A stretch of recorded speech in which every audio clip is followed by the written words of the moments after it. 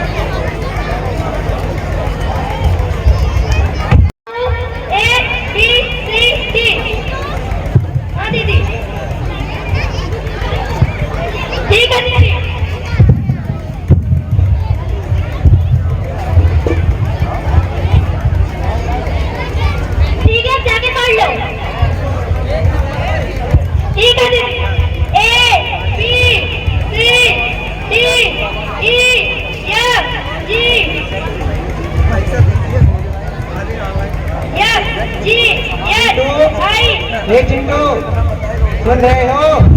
ये कान खराब हो गया है। हाँ पापा बोलिए। आज खेत पर क्यों नहीं आए? पढ़ाई कर रहा था। पढ़ाई लिखाई करके क्या करेगा? पढ़ना है। पापा आपने तो मुझे पढ़ने नहीं दिया, चिंटू को तो पढ़ने दो। तुम खाना बनाना सीख लो, वही तुम्हारा काम है। जाओ भाई घर का काम करो। अब आप पढ़ने जाओ। कुछ नहीं पड़ेगा, चल।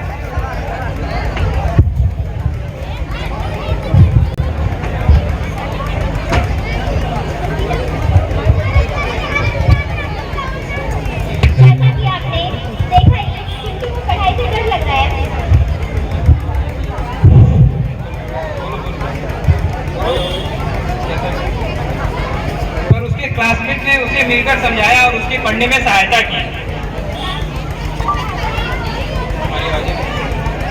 जैसा कि आपने सीन में देखा, चिंटू और उसकी बहन दोनों होनहार है और दोनों पढ़ना भी चाहते हैं।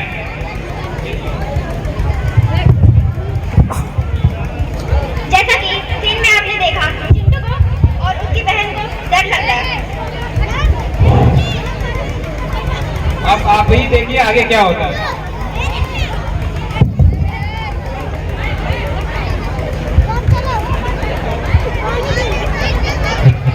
हमारे बीच CSA chairman respected doctor Prince Rajput मौजूद है। मैं उनका कोशिश टीम की तरफ से हार्दिक स्वागत के लिए अभिनंदन करता हूँ। आप लोग तालियों से एक बार उनका स्वागत करते हैं।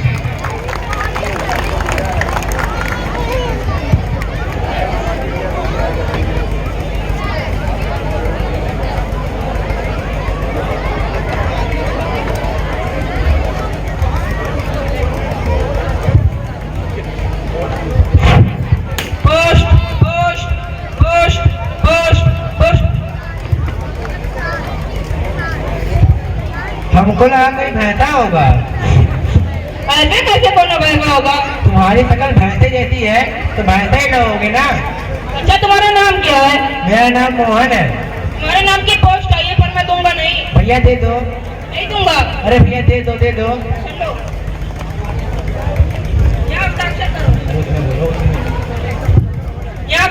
करो। मैं पढ़ा लिखा नहीं हूँ, मुझे हस्ताक्षर करना नहीं आता। लो लग गया तुम्हारा अंगूठा। भैया ये चिट्ठी पढ़ दो। हम नहीं पढ़ेंगे, अपने बच्चे को पढ़वाइए। वो पढ़ता नहीं, वो खेत जाता है। वे खेत कहाँ बेचते हैं, पढ़ने क्यों नहीं बेचते? हम नहीं पढ़ेंगे, हम जा रहे हैं। हे भगवान, अब ये चिट्ठी कौन पढ़ेगा? मुझे तो पढ़ना ही नहीं आता। गजरारे गजरारे से भागे भागे। भैया भैया ये चिट्ठी पढ़ दो। पढ़ दो। अरे भैया पढ़ दो। खा लो। अरे भैया पढ़ना है। चार को लड़ना। अरे भैया पढ़ दो।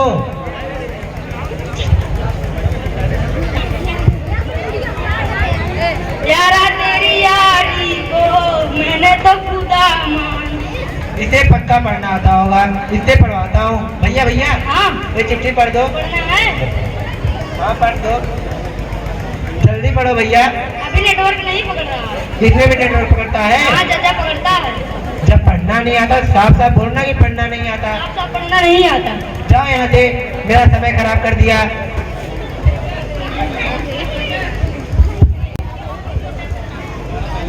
एक बार तालियां बजा देंगे।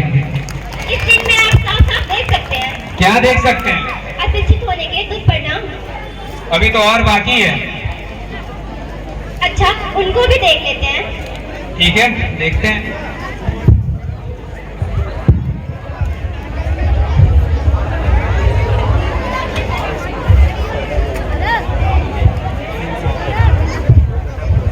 हेलो।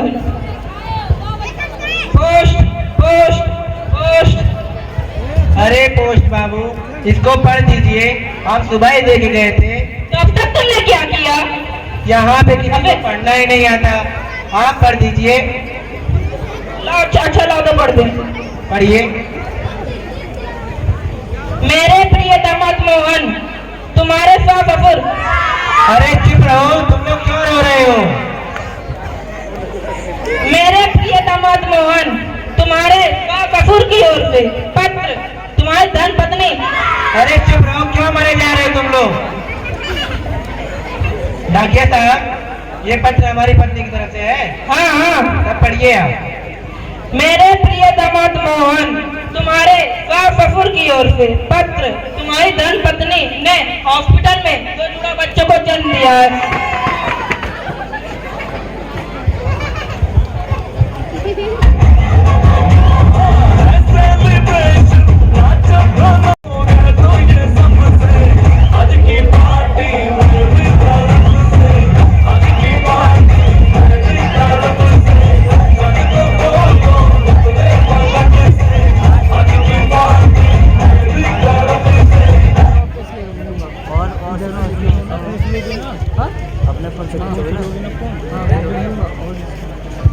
डाकिया साहब, धन्यवाद मेरा पत्र पढ़ने के लिए। ठीक है, कोई बात नहीं, अपने बच्चों को पढ़ाया करिए। ठीक है, अब से मैं अपने बच्चों को पढ़ाऊंगा।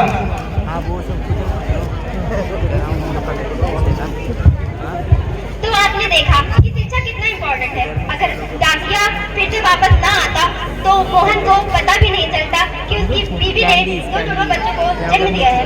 शिक्षा कितनी इम्पोर्टेंट है ये इसी कॉलेज के टीचर द्वारा सुन रखा है कि अगर हमें शिक्षा के लिए चीन भी जाना पड़े तो जाना चाहिए। क्यों नहीं, जरूर। आज की स्थितियों को देखते हुए मैं इसमें कुछ सुधार करना चाहूँगा। क्यों नहीं, जरूर।